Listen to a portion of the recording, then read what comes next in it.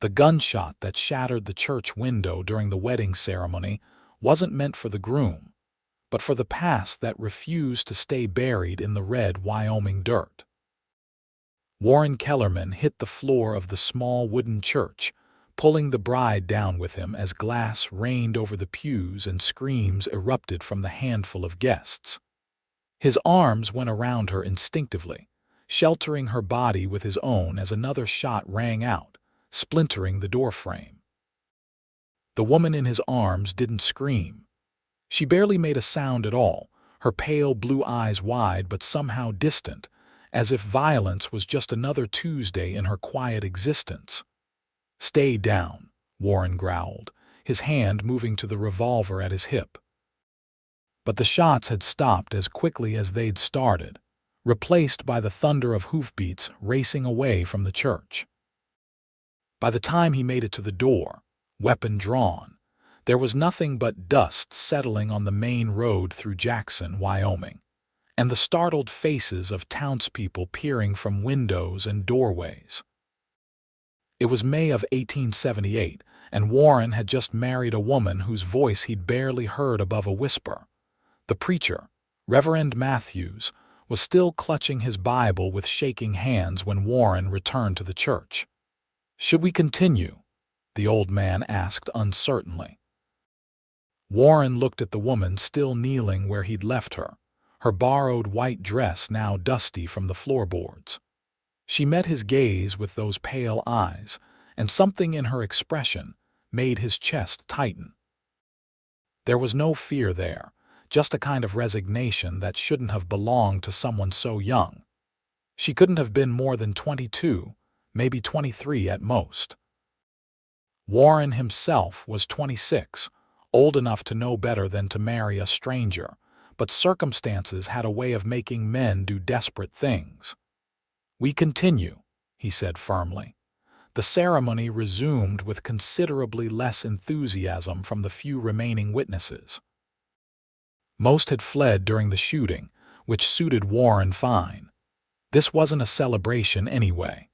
It was a transaction, pure and simple, though the woman's father had made it sound like he was doing Warren the favor. Franklin Wright stood up from where he'd taken cover behind a pew, brushing off his dusty suit. He was a thin man with nervous eyes and debt written in every line of his weathered face. "Reckon those were some of Calhoun's boys," he muttered. "They don't like being refused." Warren's jaw tightened. Thomas Calhoun was the reason this whole arrangement had come about. The cattle baron owned half the county and wanted the other half, including the small ranch Warren had inherited from his uncle last winter. When Warren had refused to sell, Calhoun had started making life difficult, running off his hired hands, cutting his fences, stampeding his cattle in the night. And when that hadn't worked, he'd made it clear that accidents could happen to a man living alone so far from town. That's when Franklin Wright had approached him with a proposition. Wright owed Calhoun money he couldn't pay, and Calhoun had set his sights on Wright's daughter as alternative payment. Wright needed his daughter protected, and Warren needed help running his ranch and someone to make his household legitimate in the eyes of the law, and the neighboring ranchers who might think twice about harassing a married man. A marriage of convenience, they'd called it. Warren had agreed, though he'd felt like a fool doing it. He'd seen the girl, Florence, around town a few times, always quiet, always in her father's shadow.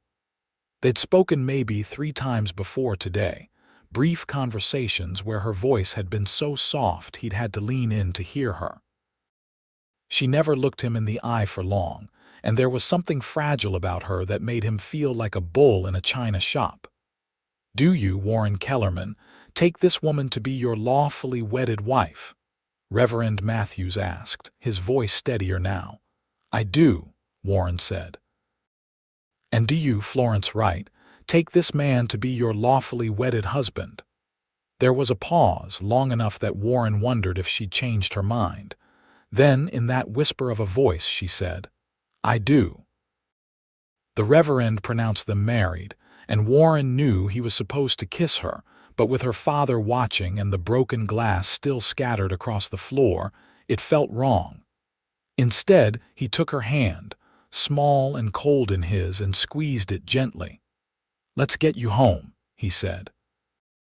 Home was a 2-hour wagon ride from Jackson, north into the valley, where the Wind River Range loomed like gray ghosts against the sky. Warren had loaded their few belongings into the wagon that morning, everything Florence owned fitting into 2 worn carpetbags and a wooden trunk that had seen better days. She sat beside him on the wagon seat now, her hands folded in her lap, that white dress already looking less white from the dust of the road. He tried to make conversation. "Ranch isn't much, but it's got good water and decent grazing. Got about 200 head of cattle right now, some horses. The house needs work, I won't lie about that. Uncle Marcus wasn't much for upkeep toward the end." She nodded but didn't speak. "Your father said you're good with numbers. That'll be helpful. I'm better with cattle than ledgers." Another nod.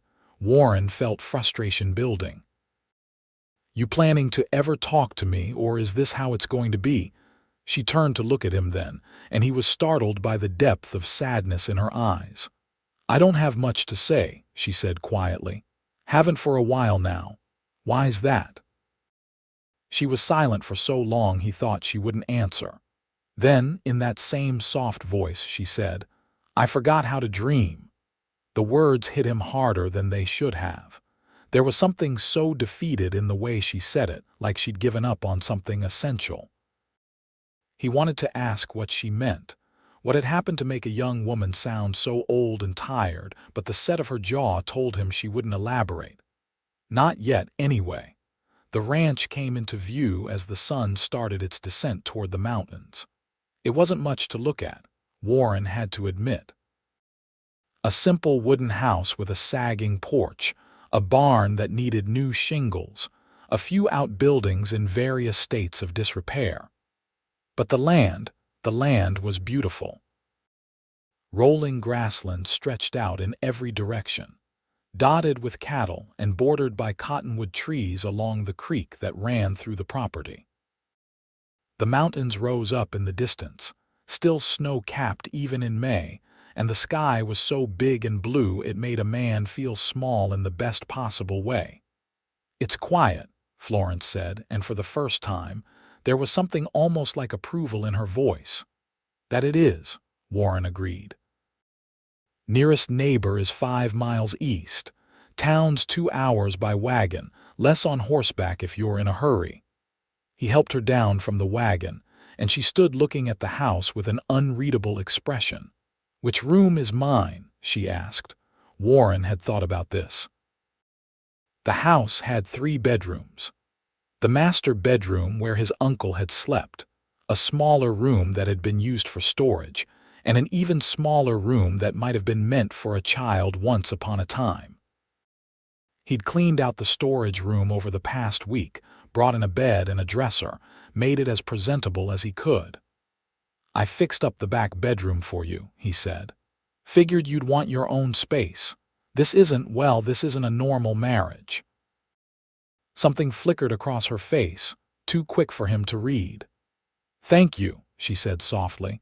He carried her trunk and bags inside, showed her the bedroom, the kitchen, the small parlor that doubled as his office.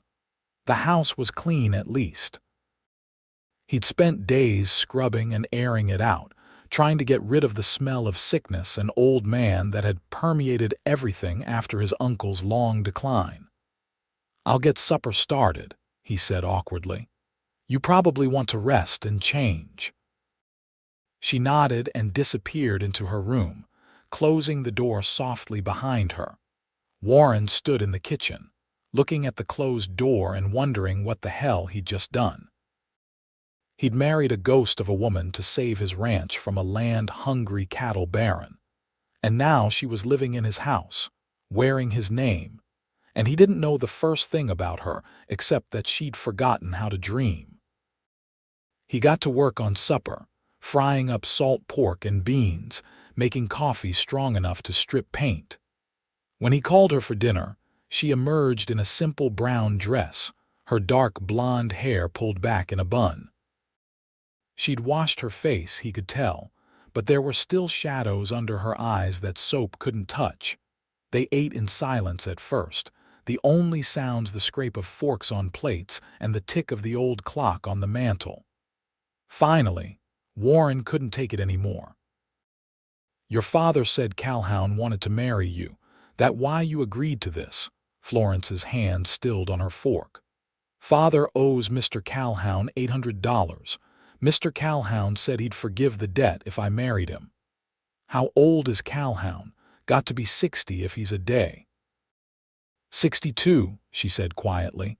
"He buried his third wife last winter." Warren felt his anger rising, not at her but at the situation. "And your father was going to let him?" "My father doesn't have $800. Her voice was flat, matter of fact. "And Mr. Calhoun doesn't take kindly to people who don't pay their debts. Men have disappeared for less. So you were going to sacrifice yourself." She looked up at him then, and there was a flash of something in her eyes, defiance maybe. "I was going to survive. That's what I do." "What happened to you?" The question came out before he could stop it. Florence stood up, picking up her plate even though she'd barely eaten half. "Nothing that matters now," she said. "Thank you for supper. I'm tired. I'll see you in the morning." She was gone before he could respond, the door to her room closing with quiet finality. Warren sat at the table alone, looking at his own half-eaten meal and wondering how long it had been since Florence Wright, now Florence Kellerman, had felt anything but tired. The next morning, Warren woke before dawn, as was his habit. He dressed quietly and headed out to start the day's work, expecting Florence to sleep in after the stress of yesterday. But when he came back to the house an hour later to grab breakfast, he found her already up, dressed in a worn work dress with an apron tied around her waist, kneading bread dough at the kitchen table. "Morning," he said, surprised. "Good morning," she replied softly. "Coffee's ready." "Breakfast will be done in about 20 minutes. You didn't have to." "I'm your wife," she said simply. "That's what wives do, isn't it?" There was no warmth in the words, just another statement of fact. Warren poured himself coffee and watched her work. Her movements were efficient, practiced. She'd done this before, probably hundreds of times. "You bake before?" he asked. "Every day since I was 10. Mother died of fever that year. Father needed someone to keep house. No brothers or sisters, a brother. Thomas. He died at Gettysburg in '63. Warren winced. The war had been over for 13 years, but its wounds were still fresh for many. "I'm sorry." She shaped the dough and put it in a pan to rise. "You fight in the war," tail end of it. "I was 16 when I enlisted in '64. Saw some action in Virginia before it ended." "Nothing I care to talk about much." Florence nodded as if she understood, and maybe she did. They both had pasts they didn't want to examine too closely. Breakfast was good, better than anything Warren had made for himself in months. Scrambled eggs with bits of bacon, fried potatoes, and fresh biscuits she'd somehow managed to make in the time he'd been doing morning chores. They ate together again in near silence, but it was a slightly less uncomfortable silence than the night before. After breakfast, Florence started cleaning the kitchen, and Warren headed back outside.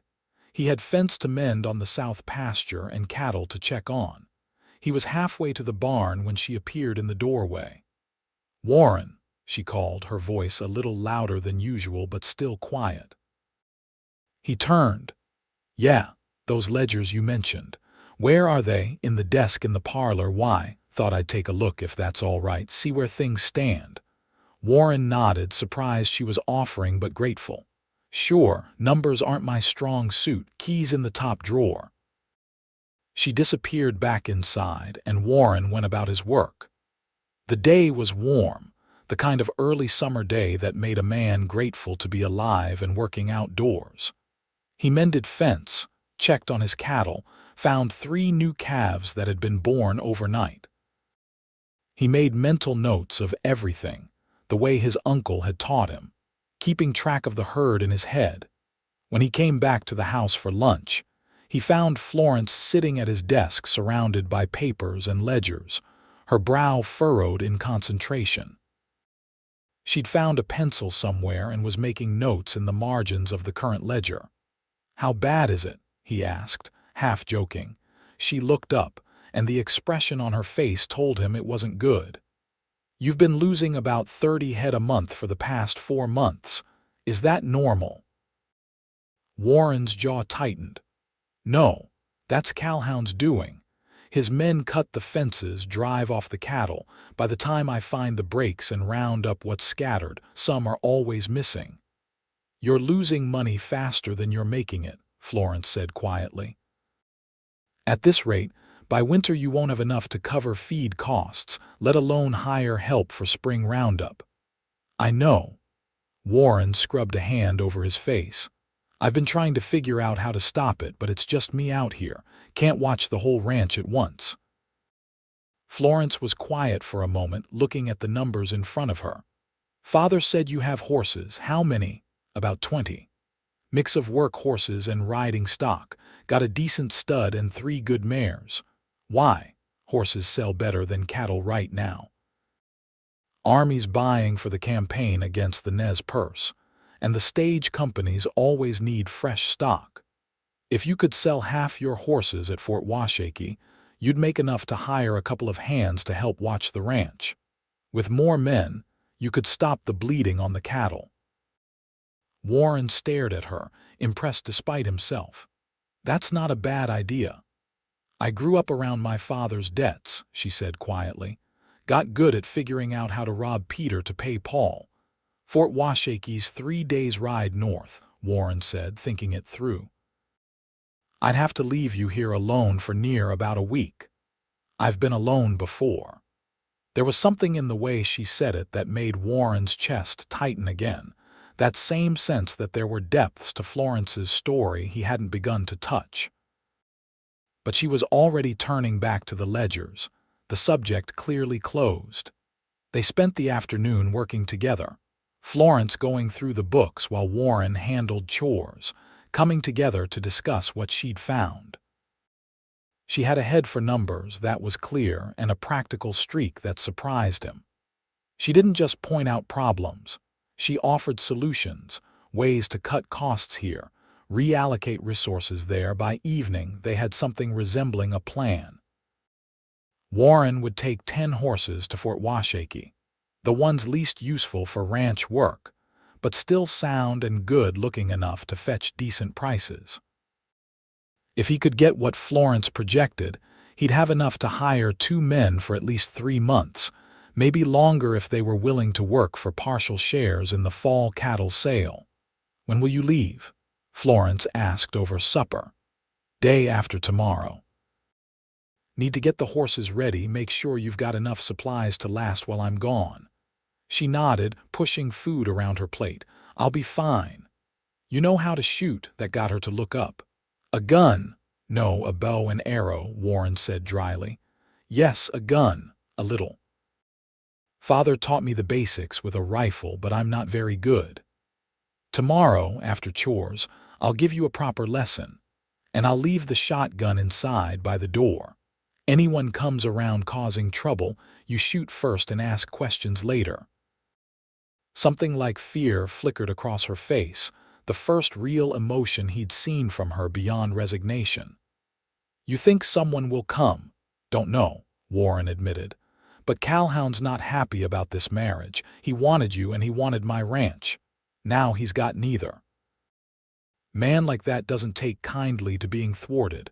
Florence was quiet for a long moment. "I'm sorry," she said finally. "For what?" "That you're in this mess because of me." Warren shook his head. "I was in this mess before you came along. Calhoun wanted my land regardless. At least this way there's 2 of us facing it instead of 1. "Is that what we are?" she asked softly. "Facing things together? That's what marriage is supposed to be, isn't it? Even one like ours." Florence didn't answer, but something in her expression softened just slightly, like a door opening a crack after being locked tight. The next day, true to his word, Warren spent the afternoon teaching Florence to shoot. They set up targets behind the barn, old cans and bottles lined up on a fence post. He started with the shotgun, showing her how to hold it, how to aim, how to handle the kick. She was terrible at first, flinching every time she pulled the trigger, shots going wild. But she was determined he'd give her that. She kept at it until her shoulder was bruised from the recoil, and she could at least hit the fence post if not the targets on it. "You do better with a pistol," Warren said. "Shotgun's too much gun for you." "I can handle it," she insisted, that flash of defiance showing through again. "I know you can. But there's no shame in using the right tool for the job. Here." He handed her his revolver, a well-worn Colt that had seen him through the war and beyond. "Try this." The pistol suited her better. It was still heavy in her small hands, but she could manage it without the brutal kick of the shotgun. After an hour of practice, she was hitting the fence post regularly and even nicked one of the bottles. "Better," Warren said approvingly. "Keep practicing while I'm gone. And remember, if you have to use it for real, aim for the center of the body. Biggest target." Florence nodded, but her face had gone pale. "I don't know if I could actually shoot someone." "Hopefully, you won't have to. But if it comes down to your life or theirs, you do what you have to do." "Understand." "I understand." They walked back to the house together as the sun started setting, painting the sky in shades of orange and pink. The mountains stood out in sharp relief, and the evening was soft and quiet except for the sound of cattle lowing in the distance and the wind through the grass. "It's beautiful here," Florence said suddenly. "I hadn't noticed yesterday with everything happening, but it really is beautiful." "That it is," Warren agreed. "It's why Uncle Marcus loved this place. He used to say that God had a special fondness for Wyoming, gave it the best of everything." "What was he like?" "Your uncle, tough old bird, never married, spent his whole life building this ranch from nothing. He was my mother's brother, took me in for a couple summers when I was young, taught me everything I know about cattle and horses. When he died, left the place to me. I'd been working on a ranch down in Colorado, but this felt like a chance to have something of my own." "Do you ever regret it?" "Coming here?" Warren thought about that. "Sometimes. When Calhoun's men cut another fence or I find more cattle missing. When the work feels like too much for one man and the loneliness gets heavy. But then I see a sunrise like this, or I see a new calf take its first steps and I remember why I'm doing it." "What are you doing it for?" Florence asked, looking at him with genuine curiosity. "To build something," Warren said. "Something that lasts. Something that's mine that no one can take away. A legacy, I guess, though I don't know who I'd be leaving it to." Florence looked away. "You're young yet. You'll marry for real someday, have children to leave it to." "I am married for real," Warren said, surprising himself with the firmness in his voice. "Maybe not in the usual way, but those vows we took yesterday, they mean something to me. Whatever this is between us, we're bound together now. For better or worse, like the preacher said." She didn't respond, but he saw her swallow hard, saw her hands twist together in that nervous gesture he was beginning to recognize. That night, Warren prepared for his trip, getting his gear together, checking his saddle and tack.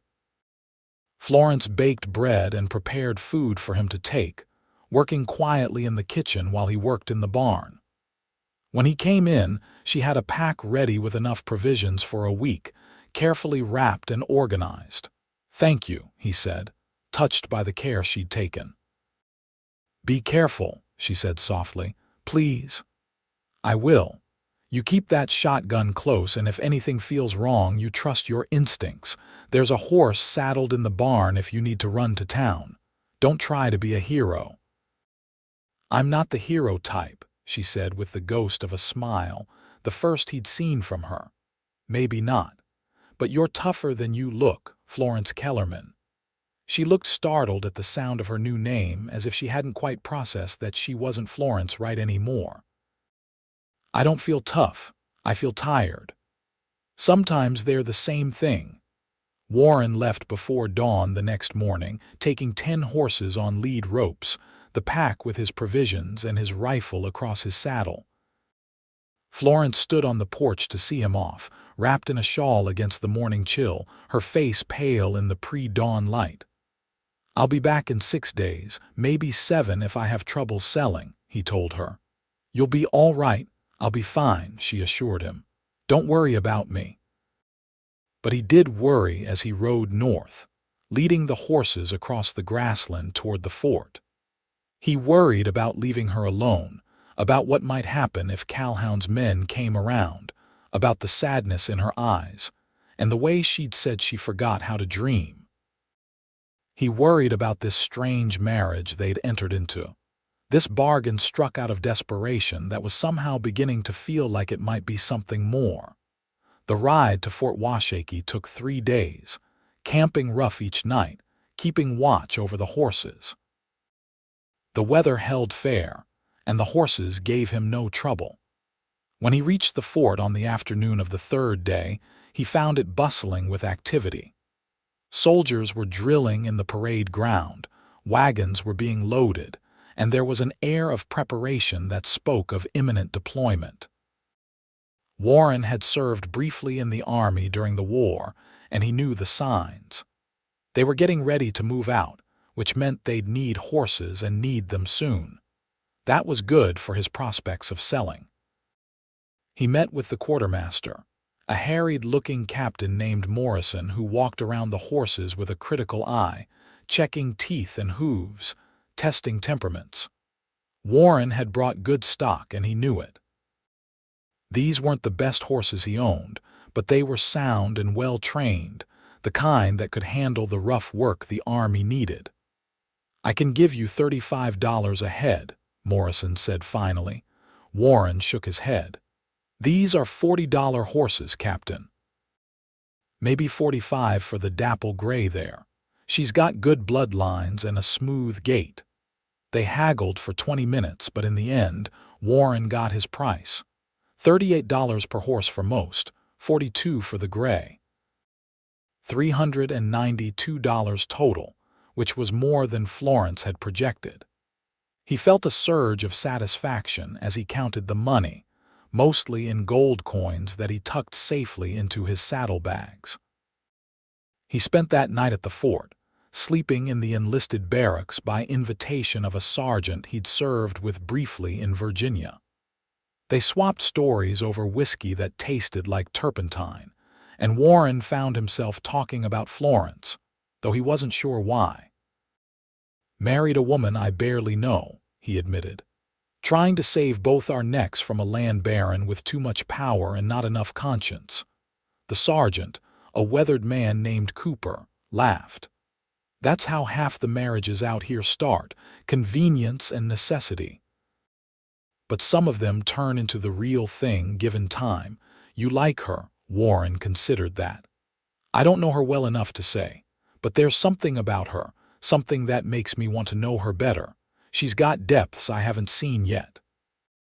"Then you're halfway there already," Cooper said sagely. "Marriage is about choosing each other every day, even when it's hard, especially when it's hard. You keep choosing her, and maybe she'll start choosing you back." Warren rode out the next morning with Cooper's words ringing in his head. He made good time heading back, pushing a little harder now that he didn't have horses to manage. He still stopped to camp at night, but he was up earlier and riding later, anxious to get home. Anxious to make sure Florence was all right. Anxious, though he wouldn't quite admit it to himself, just to see her again. He rode into the ranch yard late on the 6th day, just as the sun was setting. The place looked quiet, normal, and he felt tension he hadn't realized he was carrying start to ease. Then he saw the fresh bullet holes in the side of the barn, and the tension came roaring back. Warren dismounted quickly, drawing his rifle, approaching the house cautiously. The door was shut, which was good. He'd told her to keep it locked.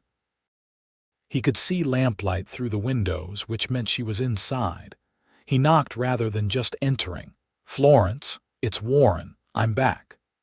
There was a pause, then the sound of something being moved. The door opened a crack, and he saw the barrel of the shotgun before he saw her face. Then she recognized him, and the door swung wide. She looked pale but unhurt, though there were dark circles under her eyes that hadn't been there before. "You're back," she said, and there was something in her voice, relief maybe, or something close to it. "I'm back. What happened here?" She lowered the shotgun, stepping aside to let him in. "They came yesterday, 3 of them. They didn't try to break in, just circled the house, shot at the barn and the outbuildings, yelling things." Warren's hands clenched into fists. "What kind of things?" "That I was a whore for marrying you instead of Mr. Calhoun, that I'd regret it, that you were a dead man and I'd be a widow soon enough." Her voice shook slightly, but she kept her composure. "Did you recognize any of them?" "One, Jack Wilder. He works for Mr. Calhoun." Warren knew Wilder. He was Calhoun's chief enforcer, a mean son of a gun with a reputation for violence. If he'd been here, it meant Calhoun was serious about making Warren's life difficult. "What did you do?" Warren asked. Florence's chin came up slightly. "I fired the shotgun out the window. Didn't hit anything, but I wanted them to know I was armed. They laughed and left after that, but they said they'd be back." Warren felt a surge of pride at her courage, mixed with anger at the situation. "You did good," he said. "Real good, but this can't stand. I need to deal with this." "How?" "I don't know yet, but I've got money now, enough to hire some help. Once I've got men here, they won't dare come around again." He told her about the trip, about selling the horses, about the money he'd made. Her eyes lit up when he told her the amount, the first real spark of something positive he'd seen in her. "That's more than we hoped," she said. "That'll cover 3 men for at least 4 months, maybe longer.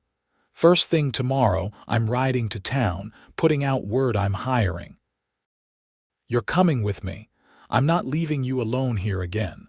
Florence looked like she wanted to argue, but she just nodded. "All right."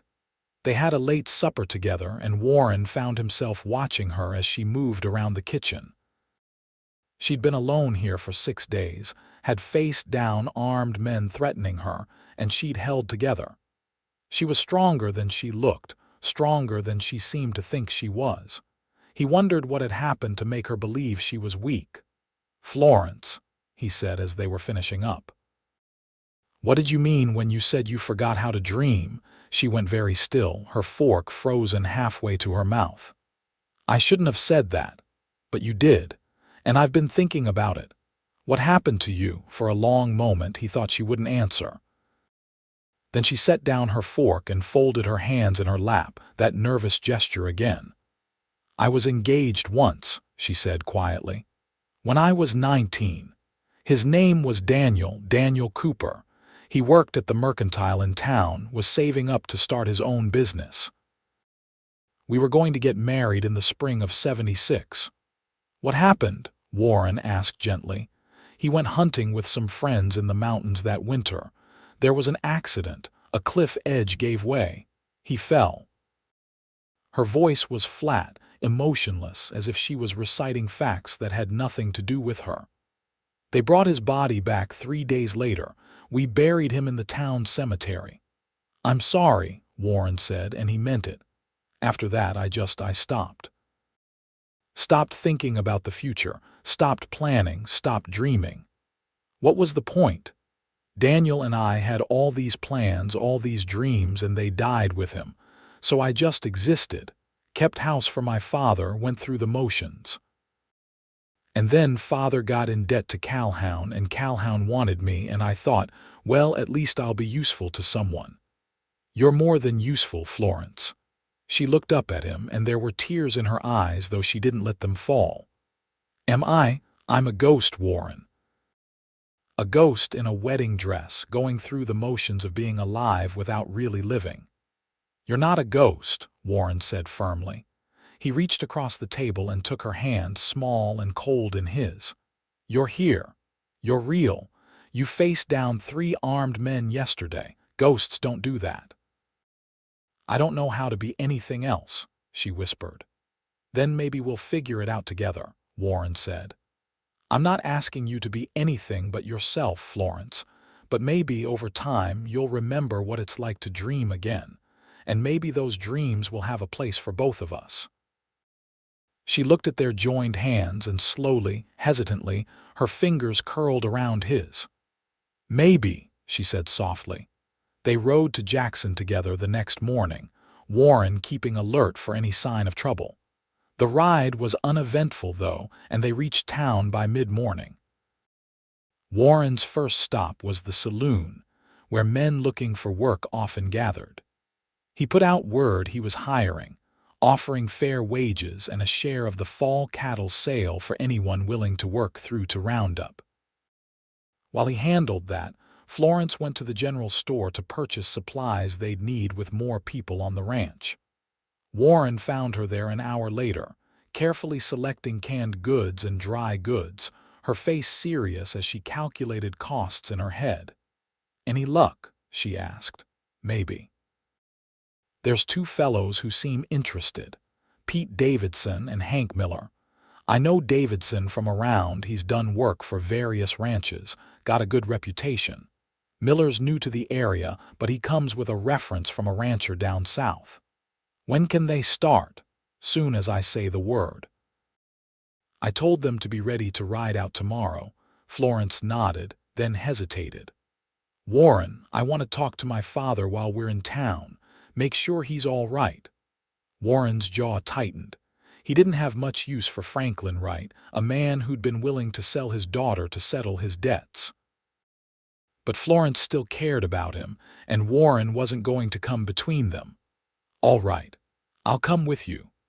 They found Franklin right in his small house on the edge of town, looking older and more worn than he had at the wedding. His face lit up when he saw Florence, but there was guilt there too, heavy and obvious. Florence, sweetheart, Warren, come in, come in. The house was shabby, furnished with cast-offs and worn items.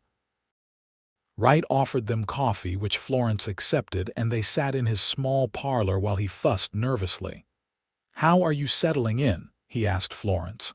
Well enough, she said. The ranch is nice. He's been good to me. Wright looked at Warren with something like gratitude. I'm glad. I know it wasn't what any of us wanted, but I'm grateful you took her in, gave her protection. She's my wife, Warren said simply. That's what husbands do.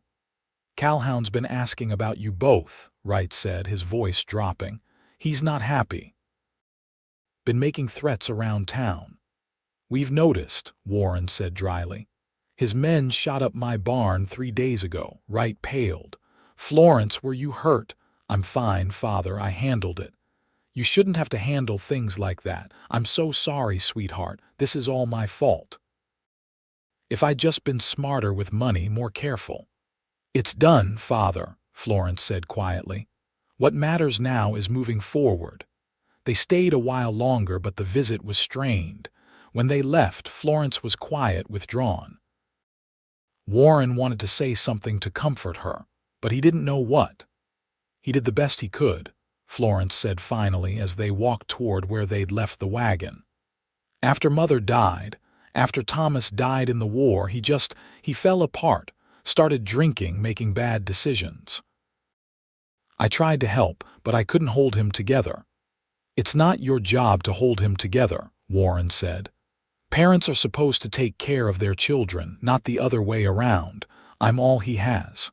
And you have your own life to live. A life you deserve to live for yourself, not just for other people.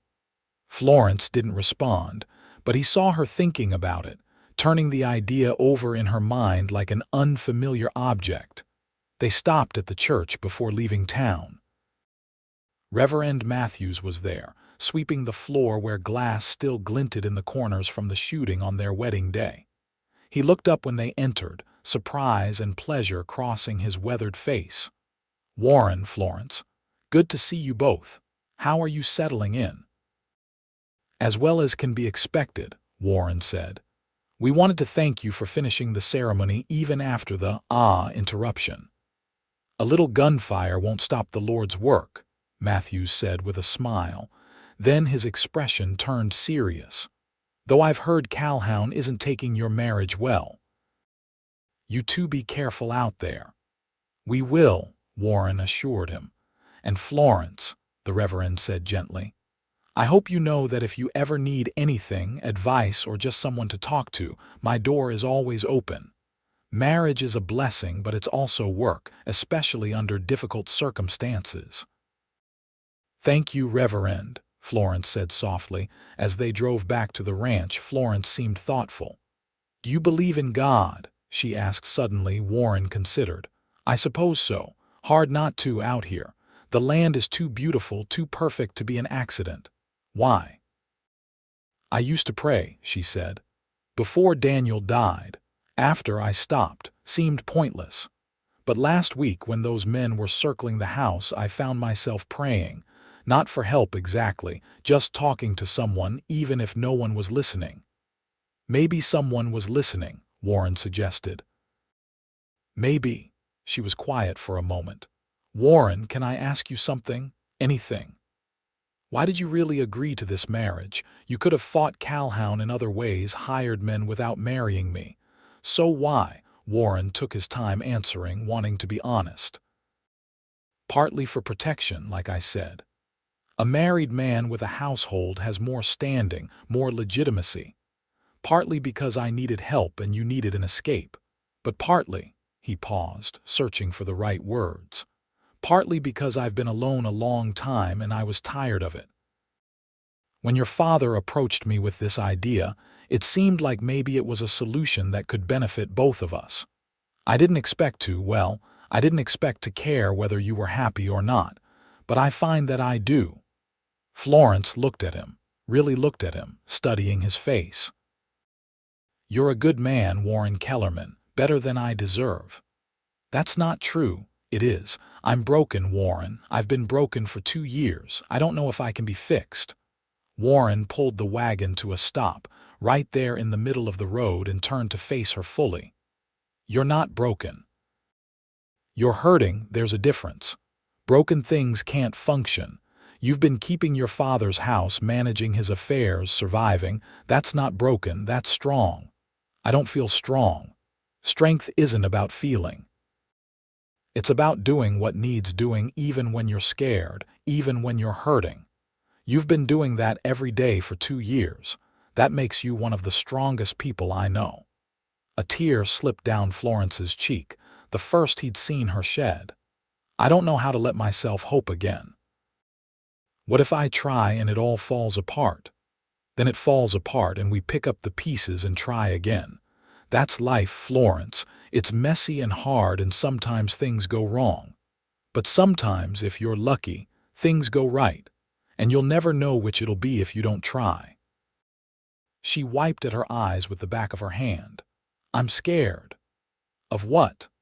"Of letting myself feel something for you and having it ripped away again. Of being happy and losing it." Warren reached out and gently cupped her face, his work-roughened thumb brushing away another tear. "I can't promise you nothing bad will ever happen. I can't promise I won't die or that something won't go wrong. But I can promise you that I'll do my best to build a life with you, whatever that looks like. And I can promise that you're safe with me, not just physically, but emotionally. I won't hurt you on purpose, Florence. I won't betray you or abandon you. That's a promise I can make and keep." She leaned into his touch, closing her eyes. "I want to believe that." "Then believe it. Start there." When she opened her eyes, there was something different in them, something that wasn't quite hope but was maybe the beginning of it. "All right," she whispered. "I'll try." Warren smiled and gently let his hand drop, but the moment felt significant, like something had shifted between them. He clicked to the horses and they continued toward home, but the silence now was comfortable, almost companionable. Pete Davidson and Hank Miller rode out to the ranch the next day, ready to start work. Davidson was in his late 30s, a steady, reliable man with a wife and kids in town. Miller was younger, maybe 25, quiet and watchful but with a capable air about him. Warren showed them around, explained what needed doing, and laid out his expectations. "Main thing is security," he told them. "We've been losing cattle to rustlers, and my wife was threatened while I was at Fort Washakie. I need men who can work hard but also keep their eyes open and their guns ready if trouble comes." "Calhoun's men?" Davidson asked. "Yeah," Davidson nodded grimly. "Heard about your troubles." "I'll be straight with you, Warren. Calhoun's got a lot of power in this county. Standing up to him is dangerous work. I know. That's why I'm paying fair wages and offering a share of the profits. I'm not asking you to risk yourselves for nothing." "We're in," Davidson said. "Man's got a right to defend what's his. Calhoun's gotten too big for his britches, thinks he can do whatever he wants. Someone needs to stand up to him." Miller just nodded his agreement. A man of few words apparently. With 2 extra hands, the work went faster.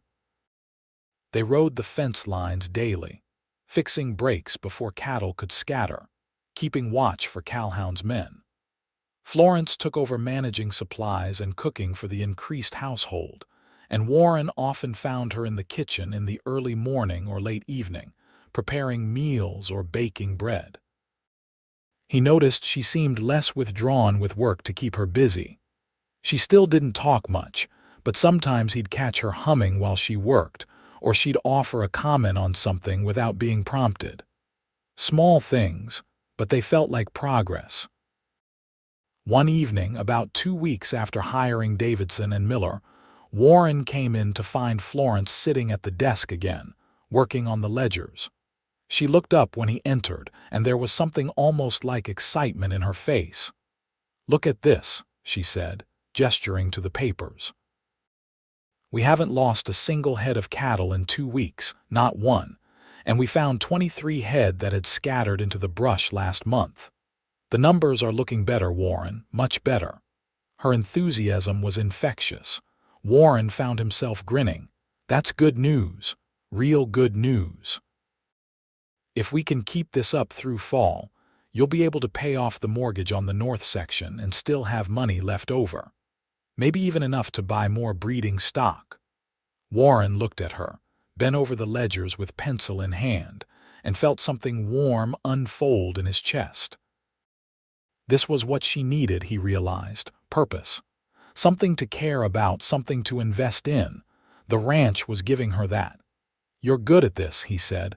"Better than good, you've got a mind for business." She looked up, surprised. "It's just numbers. It's more than that. It's strategy, planning, seeing the big picture. That's a gift, Florence." She ducked her head, but he could see the pleased flush on her cheeks. "Thank you," she said softly. "I mean it. I couldn't do this without you." "Yes, you could. You managed before I came." "Managed barely." "You're making it actually work."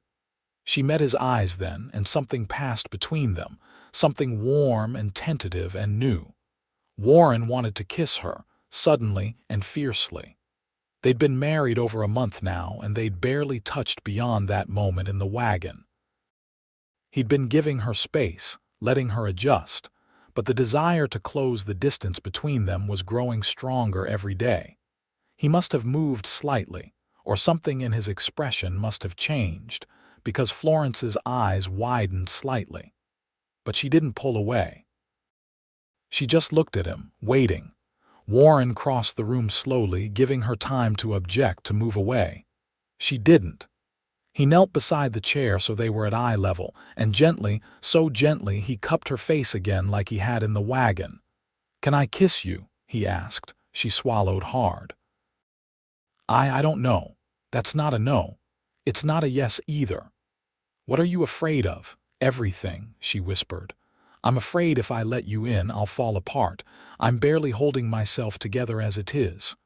"What if letting me in is what holds you together?" Warren suggested. "What if you don't have to do this alone anymore?" "I don't know how to not be alone." "Then let me teach you." He leaned in slowly, watching her face for any sign of distress. When his lips touched hers, it was feather light, barely a kiss at all. She froze for a moment, and he thought she'd push him away. But then, tentatively, she leaned into it, her lips moving softly against his. It was a gentle kiss, tender and questioning, not demanding anything she wasn't ready to give. When Warren pulled back, Florence's eyes were closed, her face soft in the lamplight. "Okay," he asked. She opened her eyes, and they were bright with unshed tears. "I felt something," she whispered. "Just now I felt something." "What did you feel?" "I don't know. It's been so long since I felt anything. But it was something. Something besides tired and sad and empty." Warren smiled and pressed a kiss to her forehead. "That's a start. Is it enough? For you, I mean." "It's more than enough. We've got time, Florence, all the time in the world." But time, it turned out, was something they didn't have as much of as Warren thought. 3 days later, Warren was out riding the south fence line with Miller when they spotted smoke rising from the direction of the house. Both men spurred their horses immediately, racing across the grassland toward the ranch. Warren's heart was in his throat, visions of the house on fire, Florence trapped inside, playing through his mind. But when they arrived, it wasn't the house that was burning. It was the barn. Flames were consuming the old structure, licking up the sides and already starting to cave in the roof. Florence and Davidson were trying to get the horses out, leading panicked animals away from the fire while smoke billowed thick and black into the afternoon sky. Warren leaped from his horse and ran to help. Between the 4 of them, they managed to get all the horses to safety, along with most of the tack and some tools from the tack room. But the barn itself was a loss. They could only stand back and watch it burn, the heat intense enough to make them retreat to the house. "How did it start?" Warren demanded. "Don't know," Davidson said, coughing from the smoke. "We were working on the north pasture. Florence saw it first, came running to get us." "I was hanging laundry," Florence said, her face streaked with soot and sweat. "I heard something like a whoosh, and when I looked, the barn was already burning. It went up so fast, Warren, too fast for it to be an accident." Warren's hands clenched into fists. "Calhoun." "Probably," Davidson agreed, "though proving it is another matter." They watched the barn collapse in on itself, years of work and shelter reduced to ash and charred timber. Warren felt rage building in him, hot and dangerous. This had gone too far. Threatening him was one thing, but now they'd struck at his home, put Florence in danger. That couldn't stand. "I'm going to town," he said abruptly. "Going to have a conversation with Calhoun." "Warren, no," Florence said, grabbing his arm. "That's what he wants. He wants you to come after him angry so he can claim self-defense when his men kill you." "She's right," Davidson said. "You go after him hot-headed, you'll end up dead. We need to be smart about this." Warren wanted to argue, but he could see they were right. He forced himself to take a breath to think. "Then what do we do? Just let him burn down everything I've built?" "We prove it was arson, get the law involved," Davidson suggested. "The sheriff's in Calhoun's pocket. Everyone knows it. Then we go over his head. Report it to the territorial marshal." Warren considered that. The territorial marshal was based in Cheyenne, several days' ride away, but he had authority over local law enforcement.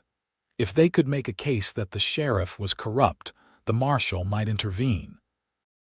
"That'll take time," Warren said. "Time Calhoun can use to make more trouble." "Then we make sure he can't," Miller spoke up, his first words all day. "We post guards round the clock. He can't burn what's being watched." It was a good plan, as good as they were likely to get. Warren nodded reluctantly. "All right, but I'm writing to the marshal today. This needs to stop." They spent the evening salvaging what they could from the barn ruins and moving the horses to a makeshift corral near the house. Florence insisted on helping despite Warren's protests, working alongside the men until full dark. When they finally came inside, she was exhausted, covered in soot and ash, her dress ruined. "Go clean up," Warren told her gently. "I'll handle supper tonight." For once, she didn't argue. She disappeared into her room, and Warren heard the sound of water being poured into the wash basin. He made a simple meal of beans and bacon, his mind churning with anger and frustration. When Florence emerged, she'd changed into a clean dress and washed her face, but she looked drawn and tired. They ate in silence, the weight of the day pressing down on both of them. "I'm sorry," Warren said finally. "You didn't sign up for this, for barns burning and men threatening you." "Yes, I did," Florence said quietly. "I knew what I was agreeing to when I married you. I knew Calhoun would be angry. I didn't think he'd be this vindictive. He's trying to break me, force me to sell and leave." "Will you?" Warren looked at her, surprised. "Do you want me to?" Florence was quiet for a long moment. "A month ago, I would have said it didn't matter to me what we did. But now, no. I don't want to leave. This place, it feels like it could be home. Like I could be someone here. Someone besides broken Florence Wright who lost her fiancé and forgot how to live." "You are someone here," Warren said fiercely. "You're Florence Kellerman, my wife, the smartest person I know when it comes to managing a ranch. You're brave and strong and more capable than you give yourself credit for." "I'm scared," she admitted, "but I'm also angry. Calhoun has taken so much from so many people. He wanted to take my freedom, make me his property. And when I escape that, he's trying to take this place, this new beginning. I'm tired of men like him taking whatever they want." Warren reached across the table and took her hand. "Then we fight. Together." Florence squeezed his hand back. "Together," she agreed. That night, Warren lay in his bed listening to the sounds of the ranch, the creak of the house, the restless movement of horses in the temporary corral, Davidson on watch outside. He thought about Florence in the next room, about how she was changing, growing stronger day by day. He thought about the kiss they'd shared, about the way she'd started to lean into him instead of away. He was falling in love with his wife, he realized. It wasn't what he'd planned when he agreed to this marriage of convenience, but life had a way of surprising a man. Florence was working her way into his heart with her quiet strength and her wounded soul that was slowly beginning to heal. He just hoped they'd survive long enough to see where those feelings might lead. The next few weeks were tense. They posted guards around the clock, rotating shifts so someone was always watching. No new attacks came, but Warren could feel Calhoun's presence like a weight pressing down on the ranch. Riders would appear on the horizon, watching, never coming close enough to engage but making their presence known. Warren wrote to the territorial marshal, laying out everything that had happened, the threats, the rustling, the barn burning. He sent the letter with a rider heading to Cheyenne, paying extra to ensure it was delivered directly. Now all they could do was wait and hope the marshal would intervene. In the meantime, they focused on preparing for fall roundup. The cattle were scattered across the range and they'd need to gather them, count them, cull the ones ready for market. It was the biggest job of the year, and with the barn gone, it would be even more challenging. Florence continued to manage the household and the books, but Warren noticed her watching him more often, her eyes thoughtful. Sometimes he'd catch her looking at him with an expression he couldn't quite read, something between curiosity and longing. One evening, Warren was working on repairing tack in the parlor when Florence came and sat beside him. She picked up a bridle that needed mending and started working on it without a word. They sat together in comfortable silence for a while, the only sounds the crackle of the fire and the rasp of leather being worked. "Tell me about your family," Florence said suddenly. Warren looked up, surprised. She'd never asked about his past before. "Not much to tell. Father was a farmer in Illinois, died when I was 12. Mother remarried, man named Peterson who didn't much care for another man's son. That's when I started spending summers with Uncle Marcus. He was more a father to me than Peterson ever was. You ever see your mother? She died while I was at war. Peterson wrote me a letter, single page, said she'd passed from pneumonia and that I needn't bother coming back. Sold the farm and moved on. Haven't heard from him since, don't care to." "I'm sorry," Florence said softly. "It was a long time ago. What about you?" "What was your mother like?" A small smile touched Florence's lips. "Kind, patient. She used to sing while she worked, old ballads her mother taught her. The house always felt warm when she was alive. After she died, it was like the warmth went out of everything." "And your brother?" "Thomas was my hero. 4 years older than me, always looking out for me. When he enlisted, I was so proud and so terrified at the same time. He promised he'd come home, write me letters, tell me about the war. He did write for a while. Then the letters stopped. 6 months later, we got word he'd died at Gettysburg, shot while charging Cemetery Ridge." "That was a bad day," Warren said quietly. "I wasn't there, but I heard the stories. A lot of good men died that day. He was supposed to come home, help Father with the store he'd bought. We had plans, the three of us. Mother's death had been hard, but we were going to be okay. Then Thomas died and Father just gave up, started drinking, making bad business decisions. Within 2 years, the store was gone and we were barely scraping by. And you held it all together." "I tried." "Wasn't enough, though. Never seemed to be enough." Warren set down the piece of tack he'd been working on and turned to face her fully. "Florence, look at me," she did, those pale blue eyes meeting his. "You are enough. You've always been enough. Your father's problems aren't your fault, and his failures aren't yours either. You did everything you could, more than most people would have. It's time to let yourself off the hook for things you couldn't control. I don't know how. Start by accepting it. Say it out loud." "I did my best, and that was enough." Florence swallowed hard. "I did my best," she whispered, "and that was enough." Again, like you mean it. "I did my best, and that was enough." Her voice was stronger this time. One more time. "I did my best, and that was enough." She said it almost defiantly. And then suddenly she was crying, great heaving sobs that shook her whole body. Warren pulled her into his arms, and she buried her face in his chest, crying like she'd probably needed to cry for years. He held her while she wept, stroking her hair, murmuring soft comforts.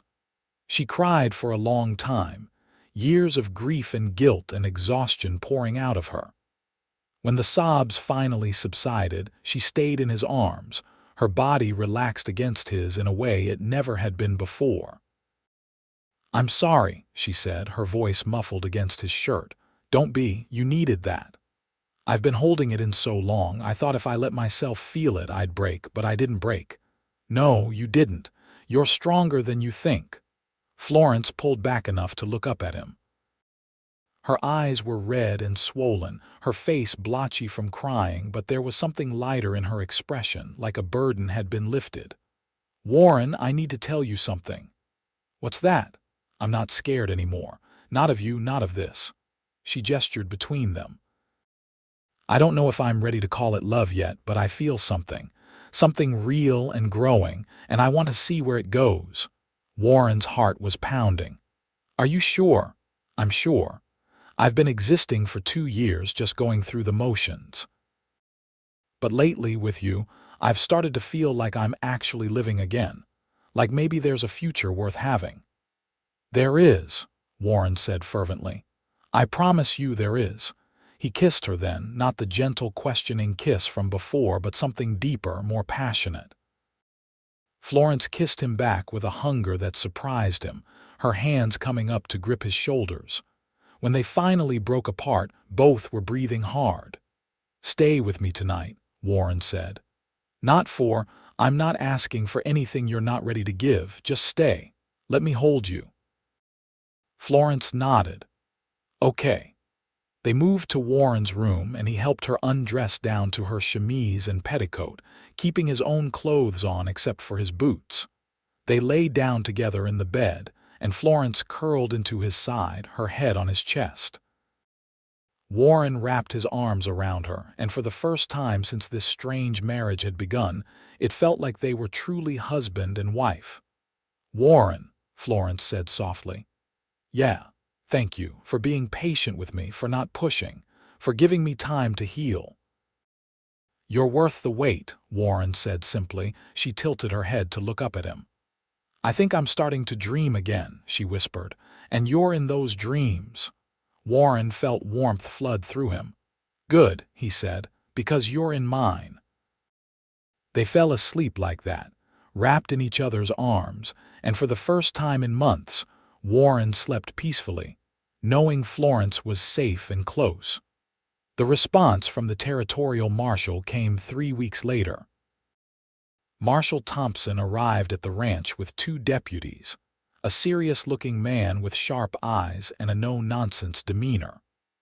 Warren showed him the remains of the barn, the records Florence had kept of missing cattle, the bullet holes in various outbuildings. "You've made a compelling case," Thompson said after reviewing everything. "The problem is proving Calhoun is directly responsible. His men do the dirty work, and he's got enough distance to claim ignorance." "So what can be done?" Warren asked, frustrated. "I can investigate. Talk to people in town, see if anyone's willing to testify against him. I can also have a conversation with your sheriff, make it clear that I'm watching this situation. That might be enough to make Calhoun back off." It wasn't as much as Warren had hoped for, but it was something. Over the next few days, Marshal Thompson interviewed people around the county, building a picture of Calhoun's influence and intimidation tactics. Several people spoke up, including some of Calhoun's own ranch hands who were tired of being involved in illegal activities. The marshal's final stop was Calhoun's ranch, a sprawling operation with a big house and numerous outbuildings. Warren wasn't present for that conversation, but he heard about it later from Thompson. "I told him in no uncertain terms that I'd be watching him," the marshal said. "That any further incidents at your ranch or involving you and your wife would be investigated with the full force of territorial law. I also made it clear that several of his men were willing to testify against him if it came to that." "How did he take it?" "About as well as you'd expect. Made all the right noises about being a law-abiding citizen, claimed ignorance of any wrongdoing. But he got the message. He knows he's being watched now." It wasn't a perfect solution, but over the following weeks, the harassment stopped. No more cattle went missing, no more mysterious fires, no more threatening riders on the horizon. It seemed Calhoun had decided Warren and Florence weren't worth the attention from the territorial marshal. With the immediate threat lifted, Warren could focus on the ranch. They held fall roundup, gathering the cattle and counting the herd. Despite the losses earlier in the year, Florence's projections had been accurate. They had enough cattle to make a good profit at market and still maintain their breeding stock. The autumn day they drove the cattle to the railhead in Lander was cold but clear, perfect weather for the 3-day journey. Davidson and Miller went with Warren, while Florence stayed at the ranch with a temporary hand they'd hired for extra security. Warren hated leaving her, even for a few days, but she insisted she'd be fine. "I'm not the same woman you married," she reminded him the morning he left. "I can take care of myself now." She was right. The transformation in Florence over the past months had been remarkable. She stood taller, spoke more confidently, smiled more often. The shadows were still there in her eyes sometimes, but they were fading, replaced by something brighter. Warren cupped her face and kissed her, long and deep. They'd been sharing a bed for nearly 2 months now, their physical relationship progressing slowly but steadily. They'd made love for the first time on a warm night in September, with the windows open and moonlight streaming in. It had been tender and sweet, Florence shy but eager, and afterward she'd cried again, but this time they were happy tears. "I love you," she'd said, the first time either of them had spoken the words. "I didn't think I could love anyone again, but I love you, Warren Kellerman." "I love you too," he'd replied, his heart so full he thought it might burst. "I've loved you since you told me you'd forgotten how to dream. I wanted to help you remember." "You did," she'd whispered. "You helped me remember." Now, standing in the ranch yard preparing to leave for market, Warren kissed her again and said, "I'll be back in 5 days. Miss me while I'm gone." "Always," Florence said with a smile that still took his breath away. The cattle sale went well. Warren got a good price, better than he'd expected, and made deals with several buyers for the following year. By the time he headed back to the ranch, his saddlebags were heavy with gold and notes of credit, and he was already planning how to invest the profits. He rode into the ranch yard late on the 5th day to find lights blazing in the house and the smell of cooking in the air. Florence must have been watching for him, because she burst out of the house before he'd even dismounted, running across the yard and throwing herself into his arms. Warren caught her laughing, spinning her around.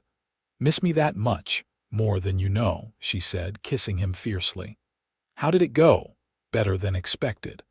We've got enough to rebuild the barn, hire more help for next year, and still have money left over." Florence's eyes lit up. "That's wonderful. I've been working on plans for next year while you were gone. I have so many ideas, Warren. We could expand the herd, maybe start breeding horses more seriously. There's so much potential here." Her enthusiasm was infectious. They went inside, and over supper, Florence laid out her ideas, showing him the projections she'd calculated, the plans she'd drawn up. She was animated in a way he'd never seen, her whole face alive with excitement and purpose. "You really do love this," Warren said, watching her. Florence paused, looking surprised. "I do," she said wonderingly. "I actually do. I never thought I'd care about cattle and horses and ledgers, but I love it. I love building something, seeing it grow. I love being part of something bigger than just surviving day to day." "You're not just part of it," Warren said. "You're the heart of it. This ranch wouldn't work without you." "It wouldn't work without either of us," Florence corrected. "We're a team." "The best team," Warren agreed. That night, making love to his wife, Warren marveled at how far they'd both come. This marriage that had started as a desperate arrangement had become something real and deep and true. Florence had remembered how to dream, and those dreams now included him, included the life they were building together. Winter came, bringing snow and cold that locked the ranch in white silence for weeks at a time. Warren and Florence spent long evenings by the fire, talking and planning and simply being together. They talked about everything and nothing, learning each other's minds and hearts. Warren told her about the war, things he'd never spoken of to anyone. Florence told him more about Daniel, about her grief and guilt, how she'd felt like she was betraying him by falling in love again. "He wouldn't want you to be alone," Warren said. "If he loved you, he'd want you to be happy." "I know," Florence said. "It took me a long time to accept that, but I think I have now. I'll always love Daniel in a way. He was my first love and he'll always be part of my story. But you're my present and my future, Warren. You're the one who helped me find myself again. Christmas came, and they celebrated quietly, just the two of them. Warren had secretly commissioned a gift for Florence from the jeweler in town, a silver locket with space for 2 photographs. On one side, he'd placed a tiny photograph of Daniel that Florence's father had given him. On the other side, he'd put a photograph of himself. When Florence opened it on Christmas morning, she cried. "You remembered him," she said, her voice choked with emotion. "He's part of you," Warren said simply. "I'm not trying to replace him or make you forget him. He was important to you, so he's important to me." Florence threw her arms around him, holding him tight. "How did I get so lucky to find you?" "I think we found each other," Warren said. Florence had made him a gift too, a leather-bound journal with his initials embossed on the cover. Inside, she'd written dates and notes about the ranch, a record of everything they'd accomplished in their first year together. "I thought you might want to keep a record," she explained, "for when we're old and want to remember how we started." Warren was touched beyond words. He kissed her and pulled her close, and they spent the rest of Christmas Day wrapped in each other's arms, talking about the future and the dreams they were building together. When spring came again, nearly a year after their hasty wedding, Warren woke one morning to find Florence in the kitchen looking pale and tired. She'd been ill the past few mornings, and Warren was starting to worry. "Are you all right?" he asked. "Should I ride for the doctor?" Florence looked up at him, and there was something in her expression that made his heart skip. "I don't think I need a doctor," she said softly, "at least not for an illness." It took a moment for her meaning to sink in. "You mean?" "I think I'm pregnant," Florence said, and now she was smiling, a radiant joy spreading across her face. "I'm fairly certain. All the signs are there." Warren felt like the floor had dropped out from under him, but in the best possible way. "A baby," he said wonderingly. "We're going to have a baby." "We're going to have a baby," Florence confirmed. Warren crossed the kitchen in 2 strides and swept her into his arms, careful not to squeeze too tight. "I love you," he said fiercely. "I love you so much, Florence." "I love you too," she said, laughing and crying at the same time. "I can't believe this is happening. A year ago I couldn't even imagine a future, and now we have everything," Warren finished. They rode to town the next week to see the doctor, who confirmed what Florence already knew. She was about 2 months along, due in late October or early November. The doctor gave her instructions on caring for herself, and they rode home in a daze of happiness. The months of Florence's pregnancy passed in a blur of preparation and anticipation. Warren built a cradle from cottonwood, working on it in the evenings while Florence sewed baby clothes. They debated names endlessly, unable to agree on anything they both liked. Florence's body changed, swelling with new life, and Warren found her more beautiful than ever. There were challenges, of course. Florence was sick often in the early months, and the Wyoming heat in the summer was hard on her. But she never complained, just kept moving forward with that quiet strength Warren had come to love so much. In late September, Florence's father came to visit, looking healthier than Warren had seen him in years. He'd stopped drinking, Franklin told them, after realizing how close he'd come to destroying his relationship with his only remaining child. "I want to be better," he said to Florence. "For you and for my grandchild. I want to be the father I should have been all along." Florence embraced him, tears in her eyes.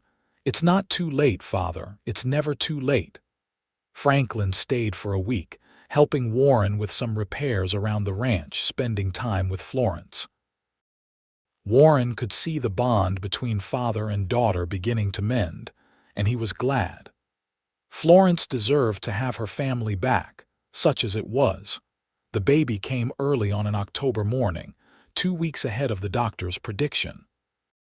Warren rode for town in a panic, bringing back the doctor and his wife, who served as midwife. The labor was long and difficult, Florence's screams echoing through the house as Warren paced outside, helpless and terrified. But when it was over, when the doctor emerged with a tired smile and said, "You have a son," Warren's heart soared. He rushed into the bedroom to find Florence exhausted but radiant, holding a tiny bundle wrapped in blankets. "A boy," she said, her voice hoarse but happy. "We have a son, Warren."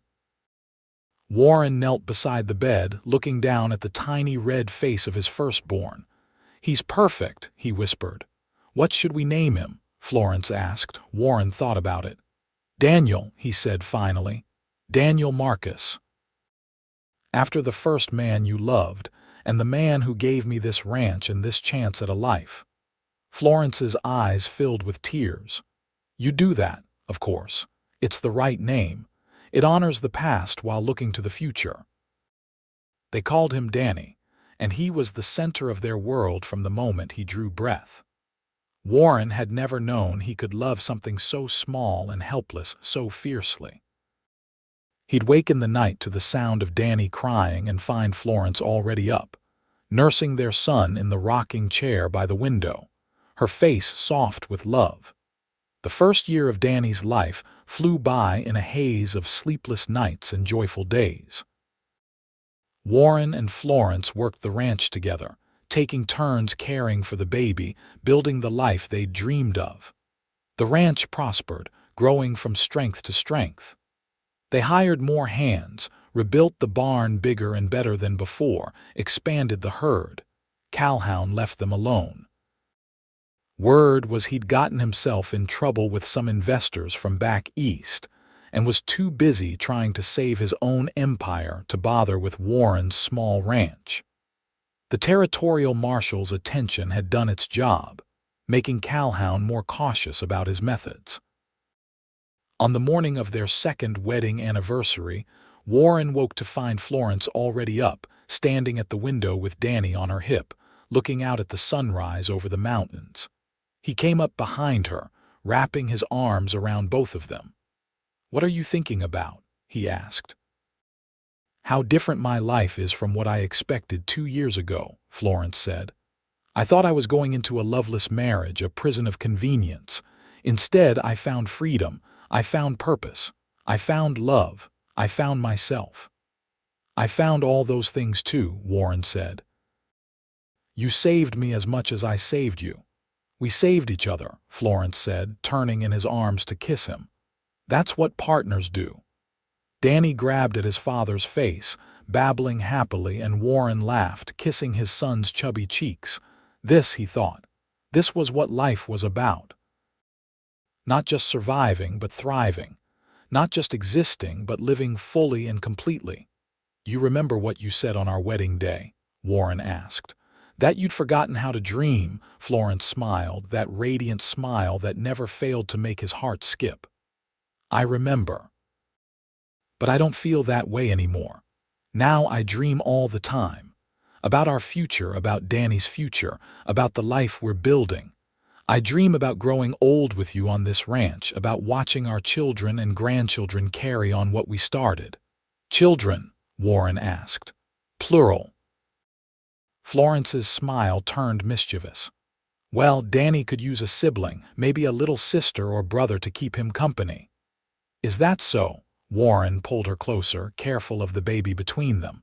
"That's so," Florence confirmed. "I was thinking maybe in another year or two. What do you think?" "I think," Warren said, "that sounds like a dream worth having." As the sun rose over the Wyoming mountains, painting the sky in shades of gold and pink, Warren stood with his wife and son, looking out at the ranch they'd built together, the life they'd created from desperation and need and, ultimately, love. Florence had forgotten how to dream, but together, they'd remembered. And the dreams they were building now, those were real and true and worth everything they'd gone through to get here. It was everything Warren had hoped for and more. A home, a family, a purpose, and a love that had grown from the smallest seed of possibility into something strong and enduring. The Wild West was harsh and unforgiving, but it was also full of opportunity for those brave enough to seize it, and Warren and Florence had seized theirs with both hands. 2 years later, just as Florence had hoped, they welcomed a daughter into the world. They named her Grace, for the grace that had brought them together and sustained them through hardship. Danny, now 3 years old, was fascinated by his tiny sister, constantly wanting to hold her and help care for her. The ranch continued to grow and prosper. Warren and Florence became known throughout the county as shrewd business people who ran a tight operation. Other ranchers sought Florence's advice on managing their finances, and she became an unofficial consultant to several operations in the region.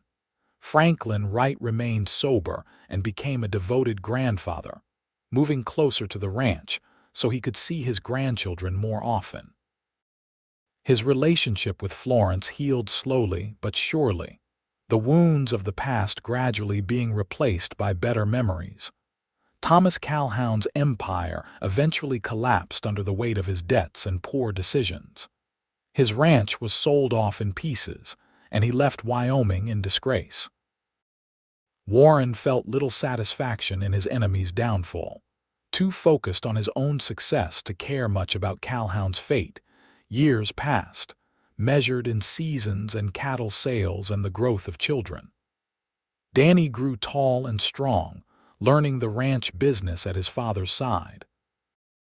Grace proved to have her mother's head for numbers and her father's way with horses. 2 more children followed, another son they named Marcus and a daughter called Caroline.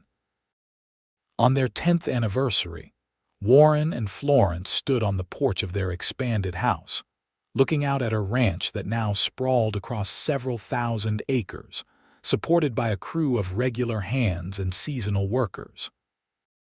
4 children played in the yard, the oldest helping the youngest, a family united by love and purpose. "You ever think about what your life would have been like if you'd never married me?" Warren asked, his arm around Florence's waist. Florence was quiet for a moment, considering. "Sometimes," she admitted. "I think about what would have happened if Father had forced me to marry Calhoun, or if I'd refused and he'd done something terrible to us both. But mostly, I just feel grateful. Grateful that you took a chance on a broken woman with sad eyes and no dreams." "You were never broken," Warren said, "just bent, just needing someone to help you stand straight again." "We helped each other stand," Florence corrected, as she always did. "That's our strength, Warren. We don't try to do it alone, we face everything together." "For better or worse," Warren said. "For richer or poorer," Florence added, "until death do us part." Florence turned in his arms and kissed him, the same spark still there after 10 years and 4 children. "Even death won't part us," she said. "I believe that. I believe we'll find each other again, somewhere beyond this life." "You believe that now? The woman who stopped praying after Daniel died." "I started praying again," Florence admitted. "A few years ago, after Grace was born. I realized I had too much to be grateful for not to acknowledge something bigger than us at work in our lives. Maybe it's God, maybe it's fate, maybe it's just luck. But something brought us together, Warren. Something knew we needed each other." Warren kissed her forehead. "I love you, Florence Kellerman, more today than yesterday and less than I will tomorrow." "That's poetry," Florence teased. "Since when do you quote poetry?" "Since I married a woman who makes me want to be better than I am." They stood together watching their children play, the sun setting behind the mountains, and Warren thought about how far they'd come from that chaotic wedding day when gunshots had shattered the church windows. They'd built something beautiful out of desperation, something lasting out of convenience, something true out of what might have been just a business arrangement. Florence had forgotten how to dream, but she'd remembered. And the dreams they'd built together were better than anything either of them could have imagined alone. In the years that followed, the ranch became one of the most successful operations in Wyoming. Danny eventually took over the day-to-day management, with Grace handling the business side just as her mother had. Marcus went east to study law, wanting to ensure that men like Calhoun couldn't abuse their power the way he had. Caroline became a teacher, opening a school for ranch children in the valley. Warren and Florence grew old together, their hair graying, their bodies slowing, but their love never diminishing. They'd sit on the porch in the evenings, holding hands, watching their grandchildren play in the same yard where their children had played decades before. "Did you ever imagine this?" Florence would ask sometimes. "When you married me that day, did you ever imagine we'd end up here?" "No," Warren would admit. "I thought we'd have a business partnership, maybe become friends. I never imagined we'd build an empire together. Never imagined I'd love someone as much as I love you." "I imagined nothing," Florence would say. "I couldn't see past the next day." "But you taught me to dream again, Warren, and every dream came true." When Warren died at the age of 78, after a full life and a sudden fever that took him quickly, Florence grieved deeply but not hopelessly. She'd had 52 years with him, had built a life and a legacy and a family that would endure. She lived 3 more years, surrounded by children and grandchildren, still managing the ranch's books until a month before she passed peacefully in her sleep. They buried her next to Warren on a hill overlooking the ranch, with the mountains rising up behind and the grasslands stretching out before. The whole valley came to the funeral, people whose lives they'd touched over the decades, people who remembered the young cowboy and his quiet bride who had defied a tyrant and built something beautiful.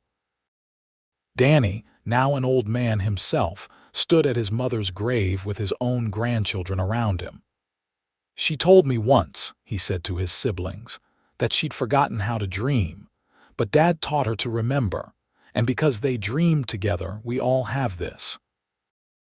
Everything we are, everything we have, started with 2 people who took a chance on each other when they had every reason not to." The legacy of Warren and Florence Kellerman lived on through their children and grandchildren, through the ranch that still bore their name, through the dreams they dared to dream together. From a desperate arrangement born of necessity had come a love story for the ages, proof that sometimes the best things in life come from the most unlikely beginnings. And in the wild Wyoming wind that blew across the grasslands, through the cottonwood trees and over the mountains, you could still feel it. The love of a cowboy and his quiet bride who had saved each other and built a dream together that would last forever. The quiet voice had found its strength, and the broken heart had learned to love again. And together, they had created something that death itself could not diminish. Their story became legend in the valley, told and retold around campfires and dinner tables. The tale of how the cowboy married the bride with the quiet voice, and how she said she forgot how to dream, but remembered, and in remembering, found everything she'd ever needed.